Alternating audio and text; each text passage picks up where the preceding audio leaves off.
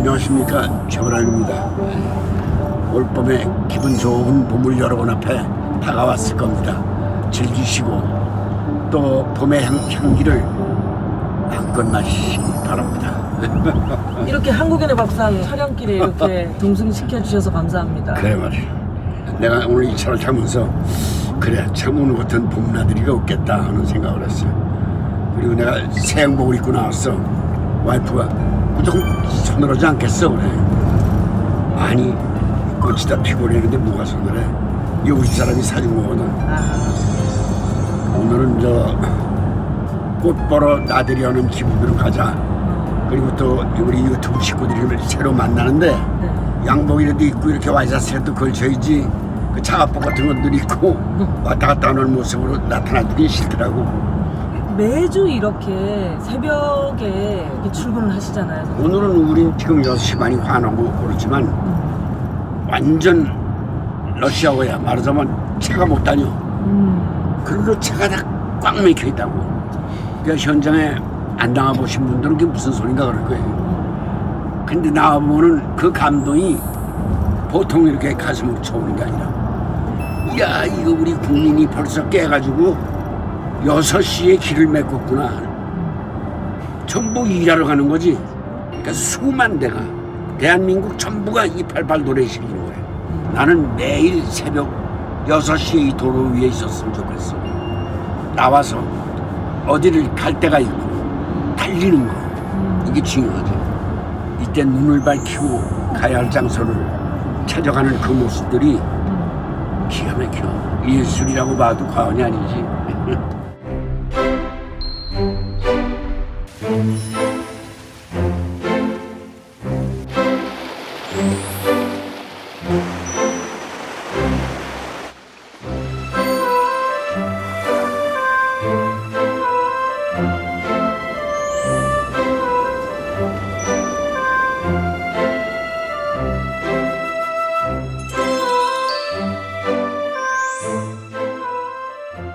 선생님은 한국인의 밥상을 하기 전에도 음식에 대한 관심이 있으셨어요? 뭐 캐스팅이 이렇게 됐지 나는 음식에 관심은 없었어. 내가 식객이라는 드라마를 했어. 막 그 이미지 때문에 캐스팅이 됐는데 그 대령 선수가 역시 음식을 다루는 사람이니까 책도 많이 보고 그래서 아마 시켰을 것 같아요. 하시면서 점점 관심이 더 생기시고 우리나라 음식 문화에 대한 생각이 더 많아지시고. 그렇지. 뭐 14년을 했으니 이제 느끼지 않으려고 해도 저절로 오는 촉이 있지. 현재와 과거 그리고 미래의 밥상, 이것을 조화롭게 꼭 이렇습니다라고 얘기는 하지 않지만 그 밥상 안에서의 그 관계를 잘 이렇게 유지해 나가는 거, 이것이 굉장히 중요한 일이거든. 그러니까 우리 어머니들이 만들어주는 음식은 지혜롭고 너무 근사해.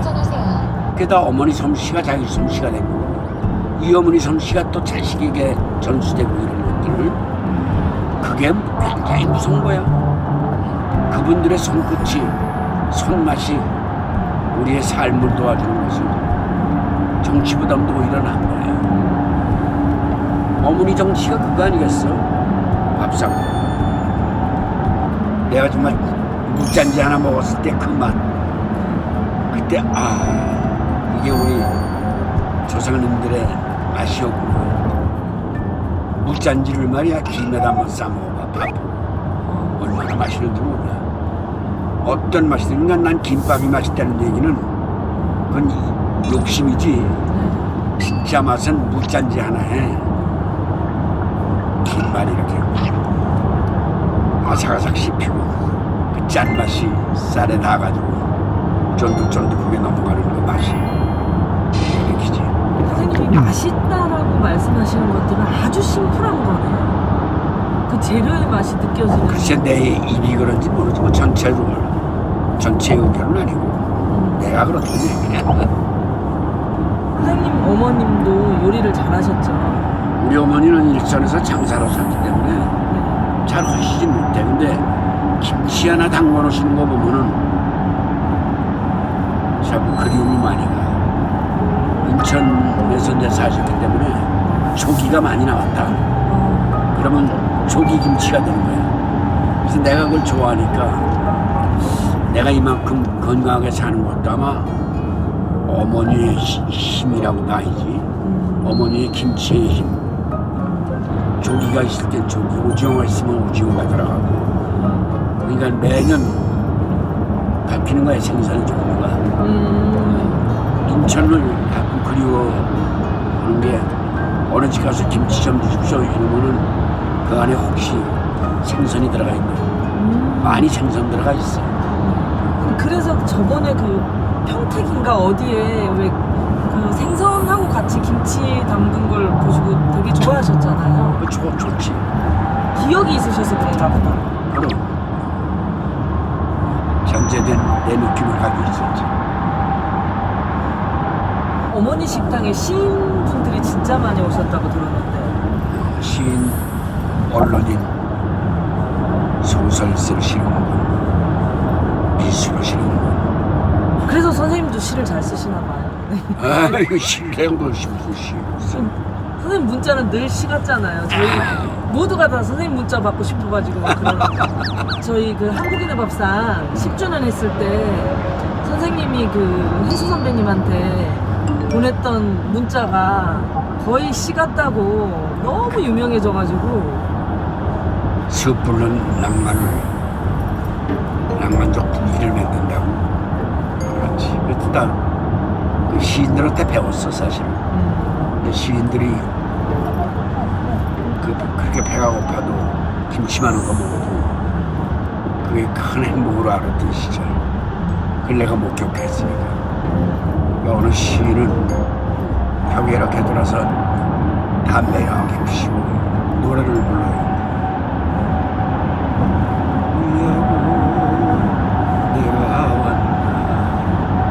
자기한테 아니지.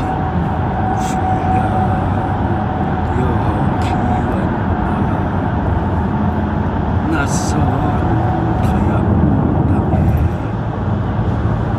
내가 왜 왔나. 하늘마저 무심하다. 그러니까 이 가난한 세계에 나를 왜 내버려둔 거야. 손님들이 다 웃으시면 대학 들어갔다고 선생 앞에 우리 어머니가 소개해. 내가 학교 가게 됐어요. 그랬더니 왜? 아이고 축하한다. 그러더니 막걸리 한 잔을 주전자 따라주셨어. 그걸 다 마시고 끝에 그 막걸리가 꼭 이렇게 찌꺼기가 있어. 다시 그 잔을 길어야 되거든. 그래서 땅에다가 곱씹시 이렇게 탁 뿌렸거든. 뭐 거의 나오지도 않은데 선생님 잘 말씀드리는데요. 어떻게 뺨을 빼갈기 싫은지 예의 나쁜 놈 말이야. 이런 놈이 세상에 어딨어. 선생님 못 참겠습니다. 이놈 막 곡식을 땅에다가 버리는 놈이 어딨어. 그 술을 곡식으로 쳤거든. 그래서 그 뺨한 대 때문에 내 일생에 먹고선 잔을 털어본 적이 없어. 지금도 수천 번의 잔을 들면서 그 생각이 안 나지가 않아. 꼭 나. 끝에 무슨 파리가 있어서 다 마시고. 선생님 얘기 중에 저희들이 왜 식당에 가면 반찬을 여러 개를 놓고 이쪽 반찬이 남아있는데 저희가 주문을 더 하면 선생님이 이거 다 먹고 주문하라고 하시잖아요. 되게 놀라웠었어요. 근데 이제 조금 이해가 되는 거예요, 선생님 말씀이. 과거가 어려웠던 것은 우리에게 큰 선물을 받은 거야. 삶에 추억하면은 추억처럼 아름다운 게 없거든. 그리고 현재가 행복하고 소주 한 잔에 행복하고 막걸리 한 잔에 말이야 기분이 좋고. 너무 내가 어린 얘기만 하나 보다. 뭐 젊은 얘기해. 내가 좀 마음의 준비를 많이 하고 그리고 나왔어. 아닙니다. 저희가 14년 동안 가던 길을 이렇게 선생님하고 따라가 볼 수 있다는 것만 해도 되게 영광이라고 생각을 해요. 그게 말씀. 내가 자랑스러운 거는 개근이라고 그래? 한 번도 빠지지 않았다는 거야. 네. 그리고 시간도 한 번도 늦거나 일찍 가가지고 무한 주는 일이 없었다는 거야. 네. 선생님이 늘 하시는 말씀이 시청자와의 약속을 지켜야 된다라고 말씀하셨는데 절대 빠지지 말아야겠다. 절대 무슨 나 때문에 일을 못하게 진행 못하게 되면 안 된다. 어디 여행도 제대로 못 가시고 이렇게 지켜온 여행은 이 자체가 여행인데 뭐 다니는 게. 선생님 방송 때문에 아팠는데 참았던 그런 일도 있으세요? 다 괜찮았어. 스태프들이 더 어려워. 배 타고 이런 거 보면 맨날 며칠 파도와 싸우고 나가서 아유 죽지 않으면 살기로 하는 게 이 일이야. 방송국. 이렇게 14년 동안 이렇게 밖을 보시면 이렇게 세월이 변화하는 걸 느끼시나요? 많이 느끼지 그럼. 이 터널도 이거 지은 지가 얼마 안 될걸. 이 터널이 또 생겼네. 옛날엔 출연해 주시는 분들이 상당히 의식을 많이 오셔서 말도 잘 못하시고 그러는데 그게 제일 많이 발전한 것 같아요. 이제 마이크 갖다 대고 촬영기 갖다 대고 줄줄줄줄 말하시고 대단하게 발전했다. 진짜 전 국민이 방송인이에요 이제. 그래 말이야. 제가 매번 놀라는 거는 전국에 어디를 가나 선생님을 다 알아보고 선생님을 그렇게 반가워하세요. 그것도 아주 특별한 것 같아요 선생님. 반갑지 그럼 늘 안방 나는 안방 손님이라고 그러거든. 그러니까 내 식구겠지. 안방에서 만나는 사람이니까. 기본적인 게 희노애락을 같이 한다는 내 기분을 존중해 주시는 거예요. 낯선 이유 없이 낯설지가 않아.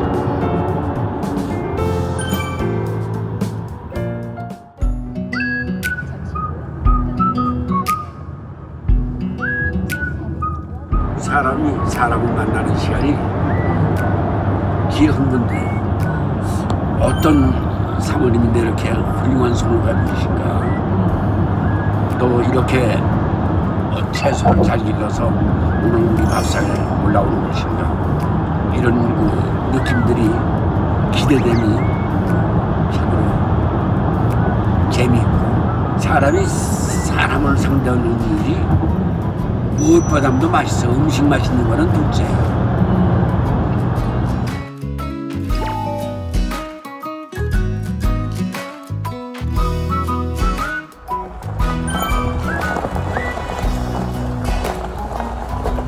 안녕하세요. 안녕하십니까. 안녕하세요. 앉으세요. 일어서. 네, 몸에 이렇게 앉아 계시는 거 보니까 네. 그림이야 그림. 아, 그러네. 네, 아이고 이렇게 아름답고 깨끗하고 정성 들여서 저렇게 만들어 놓은 집. 그리고 여기서 나오는 음식이 기가 막히겠지. 네. 잘 배우러 오셨어. 네. 모습을 좀 공개해 주십시오. 네. 이야, 예, 아름답다. 아이고, 얘뭐 별게 다 들었네요. 진짜 호기심으로 못 먹어보고 싶네. 쑥향이 너무 좋아요. 담백하고 순박하고 또 뭐 단어를 찾지를 못하겠네. 네, 이렇게 맛있는 떡. 그래서 여기 이제 대양이고 요거는 삼태국입니다. 삼태군이 뭐 하늘, 땅, 사랑. 그렇지. 전지. 네.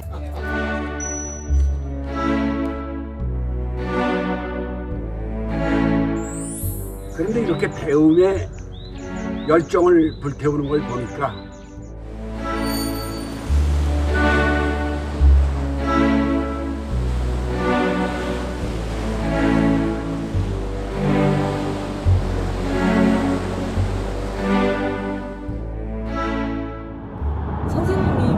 프로를 뭘 하나 시작하시면 다 오래 하시게 되는 것 같아요. 수사반장도 그렇지, 전원일기도 그렇지, 좋은 나라 운동본부도 그랬지, 한국인의 밥상까지. 근데 그게 이제 나는 모르지 저절로 그렇게 되는 건데 팀워크일 거야.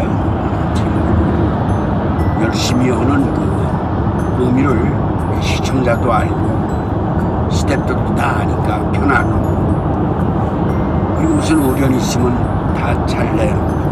그러니까 그렇게 하지. 나 혼자 갑시다 뭐 이런 건 없어. 난 오히려 좀 바꿔 갔으면 그런 생각이 들지. 왜요? 이 배우라는 게 천태만상의 인물들을 다 만들어내는 사람이야. 배우는 나 아닌 내가 그리는 작가가 지적해놓은 그런 인물을 내가 형상화시키는 거야. 그러니까 자꾸 배역을 맡는 게 좋지. 나는 애초에 내 연출을 보려고 그랬어. 근데 그게 잘 안 돼가지고 선생님이 있다가 야, 이 공연도 며칠 안 남았는데 네가 그 노역을 좀 해라. 그래서 내가 배우가 시작된 거야. 난 워낙 노역 배우야. KBS도 다 노역만 했는데 노역을 잘하니까 MBC 개국하면서 노역으로 부르더라고. 그게 뭐였어? 역풍. 당시에 내가 30살쯤 됐지. 그러니까 그때 80 먹은 할아버지. 그 역할을 했으니까 내가 120살 먹은 한국인, 그래서 120살 먹은 역할이 제일 많은 역할을 했을 거야. 그 다음에 우남 이승만 박사 85세, 87세까지 내가 못한다고 그랬거든. 따라갈 수가 없는 거야. 내가 만들어낼 수가 없어. 사장님이 날 부르더니 다 도와줄 테니 해라. 그래서 시작했던 건데 뭐 외모는 잘 따라가지 못했어도 양반 분석을, 그분의 살아온 과정을 쭉 이렇게 읽고 그러니까 미국에서 오래 사셨고 황해도 이북말을 하시고 다 문법을 미국식으로 바꿨어. 나는 오늘 소풍을 갑니다 이렇게 얘기를 하면 소풍을 갑니다 오늘 이렇게 문법을 좀 바꿔서 정제되었습니다. 모방이 없어도 안 되지만 모방적으로 너무 많이 가면은 제주로 흉내내기 제주로 가는 거지. 그러니까 그 양반이 살아온 과거 이런 것들을 모두 검증해 보면은 저절로 인물이 앞으로 다가오지. 우리 모든 국민이 아야를 하라고 한다면 나는 국민 앞에 아야 올 것을 밝힙니다. 자리에서. 그 다음에 수사반장이 이제 안방에서 큰 역할을 하니까 그러면 집중하게 되고 80년도에 전원일기 캐스팅을 받았는데 그것도 안 하면 안 되게 돼 있더라고. 영화를 그 당시에 내가 샷다를 내린 거야. 그래서 두 프로가 나한테는 상당히 MBC에 있으면서 잘 지켜온 프로그램이지. 20년, 20몇 년씩 했으니까 인생이 거기에서 다 소진됐어.